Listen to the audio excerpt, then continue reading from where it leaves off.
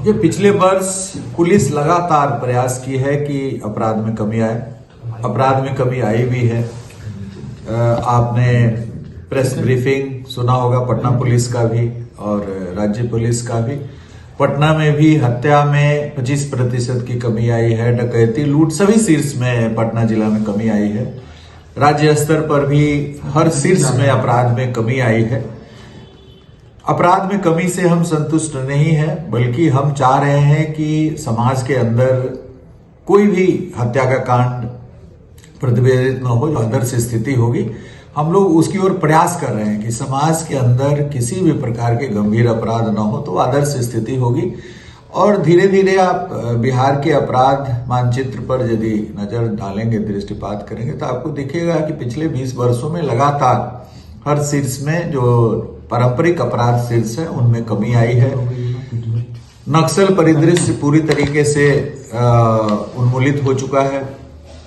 आपने अभी देखा कि पिछले सप्ताह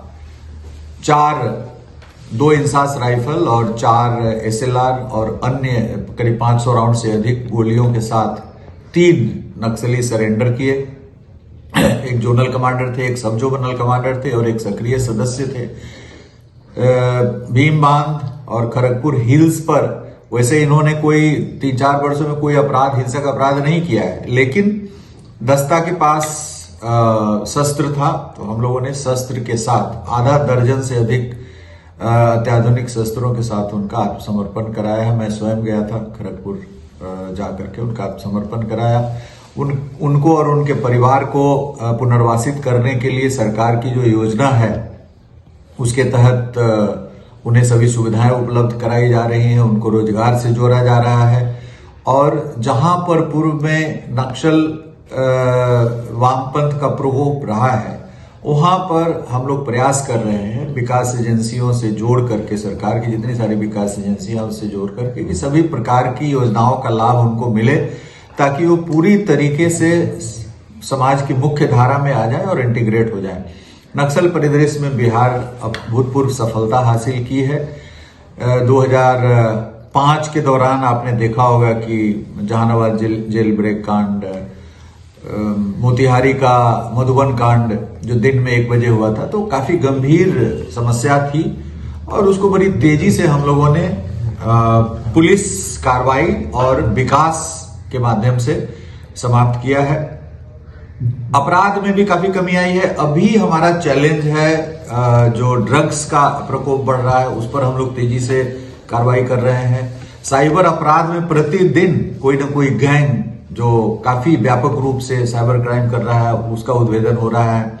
आपने देखा मोतिहारी में अभी कल एक बहुत बड़े गैंग का उद्भेदन हुआ है। तो प्रतिदिन साइबर अपराध में भी हम नई से नई उपलब्धि हासिल कर रहे हैं। प्रत्येक जिला में थाना गठन हो गया है। थाना का प्रभार DYSP रैंक के एक पदाधिकारी के पास है, जो बीटेक ज्यादातर 40 में से लगभग सभी के सभी IT, इलेक्ट्रॉनिक्स, कंप्यूटर में बीटेक है और सभी DSP हमारे बड़े अच्छे कार्य कर रहे हैं। उसको और व्यापकता प्रदान करने के लिए प्रयास किया जा रहा है। साइबर वर्टिकल बनाया गया है। तो साइबर नारकोटिक्स में भी एक अलग वर्टिकल बनाया गया है, उसमें SP की पोस्टिंग की गई है।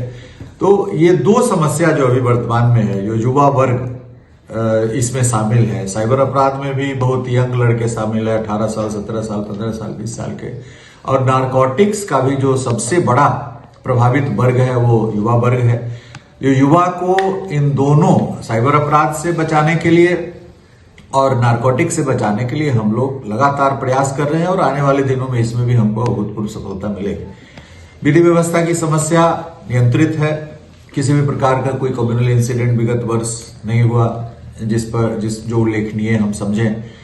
उसी प्रकार से हाल के दिनों में कोई ऐसी बड़ी अपराध की घटनाएं जो 3-4 हुई थी विगत वर्ष, उसमें उल्लेखनीय सफलता पुलिस को मिली है। और वो सभी कांड अभी ट्रायल के लगभग आधे से ज्यादा ट्रायल उस पर खत्म हो चुका है। 1-2 महीने में सब में सजा हम लोग अपराधियों को दिला पाएंगे। इस वर्ष भी हमारा वही संकल्प है, डिजिटल पुलिसिंग, विधि व्यवस्था पूरी तरीके से नियंत्रित रहे, गंभीर अपराधों पर नियंत्रण रहे, साइबर अपराधों पर नियंत्रण रहे, ड्रग्स की जो तस्करी हो रही है, युवा वर्ग उसकी ओर उन्मुख हो रहे हैं, उसके लिए जागरूकता अभियान चलाया जाए।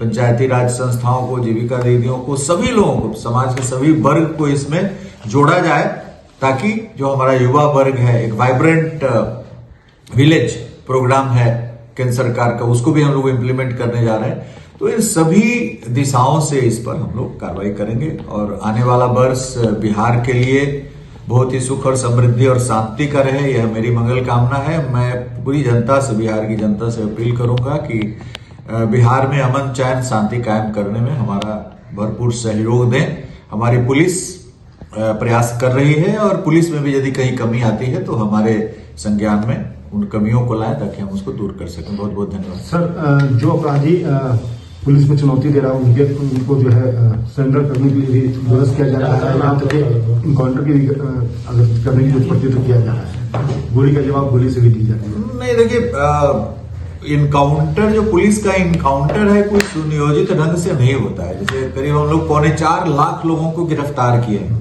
4.25 लाख लोग गिरफ्तार हुए, अरेस्ट हुए हैं पिछले साल। उसमें से 10-15 ऐसी स्थितियां बनी जिसमें अपराधी की ओर से फायरिंग की गई या फायरिंग करने की स्थिति में वो दिखे, तो उसमें पुलिस ने जवाबी कार्रवाई, आत्मरक्षा जवाबी कार्रवाई की है।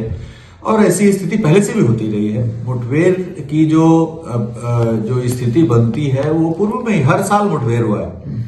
आप यदि 2005, 6, 7, 8 किसी भी वर्ष में मुठभेड़ की संख्या शून्य नहीं रही, और इस पिछले वर्ष की भी जो मुठभेड़ की संख्या वो ऐसा नहीं कि कोई अप्रत्याशित कोई ऐसा हो रहा है।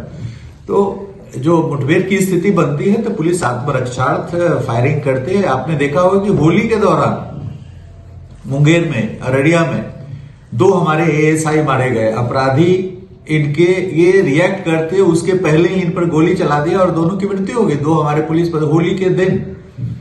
तो यदि हम अपराधी उद्यत है गोली चलाने के लिए, हम नहीं गोली चलाएंगे तो फिर हमारे पुलिसकर्मी मारे जाते हैं। इसलिए आत्मरक्षार्थ फायर करने का प्रावधान कानून में है। तो ये कानून सम्मत तरीके से मिनिमम फोर्स यूज करके हम अपराधी की गिरफ्तारी सुनिश्चित करते हैं। और ये कानून के अंतर्गत ये प्रावधानित किया गया है कि किसी भी अपराधी को गिरफ्तार करने के लिए आप न्यूनतम बल का प्रयोग करिए। तो न्यूनतम बल, जैसे हम अपराधी फायर कर रहा है, अपराधी जिस प्रकार से पुलिस पर हमला करने के लिए उद्यत होता है तो आत्मरक्षार्थ हम फायर करते हैं। कभी कभी हमारे पुलिसकर्मी भी घायल होते हैं, कभी कभी अपराधी घायल होते हैं, कभी अपराधियों की मृत्यु भी होती है। अभी एक बहुत ही पुराने नक्सली थे बेगूसराय के, दयानंद मालाका, काफी पुराने नक्सली थे, बाद में अपराध में भी सम्मिलित थे, तो मुठभेड़ में उनकी मृत्यु हुई है।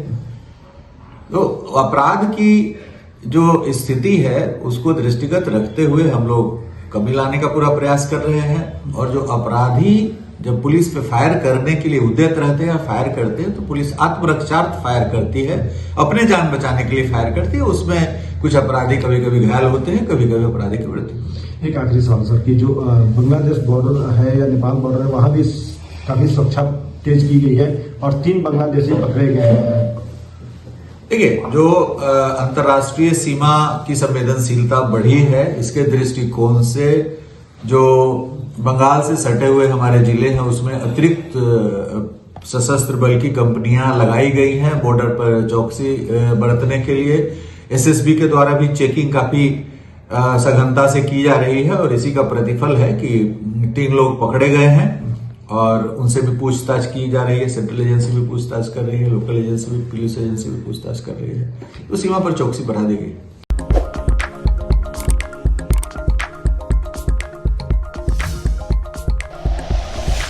Like and share videos, subscribe करें हमारा चैनल और प्रेस करें बेल आइकॉन। न्यूज़ 11 भारत, सच है तो।